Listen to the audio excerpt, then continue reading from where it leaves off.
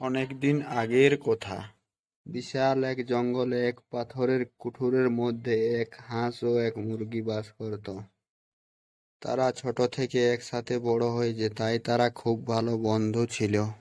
হাঁসটির নাম ছিল হাঁদা আর মুরগিটির নাম ছিল ভোঁদা। কিরে হাঁদা, আজ তুই খাবারের সন্ধানে যাবি না? আরে ভোঁদা, আজ যেতে পারবো না, আজ আমার ডানায় চোট লেগেছে, খুব ব্যথা করে। ওখান থেকে মুরগিটি চলে গেল। তো হাঁদা খাবারের সন্ধানে আসেনি। ফিরে যাওয়ার সময় কিছুগুলা মাছ নিয়ে গেলে হাঁদা খুব খুশি হবে। আজ তো দেখছি ভোঁদা একা এসেছে, আজ এই সুযোগে ওকে খেতে হবে।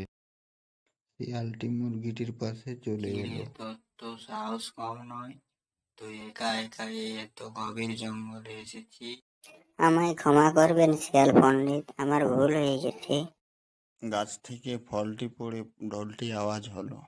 লোভী শিয়ালটি ভাবলো, আরে এটা তো বেশ মোটা সোটা জন্তু, মুরগিটির চাইতে এটাতে বেশি মাংস হবে তো।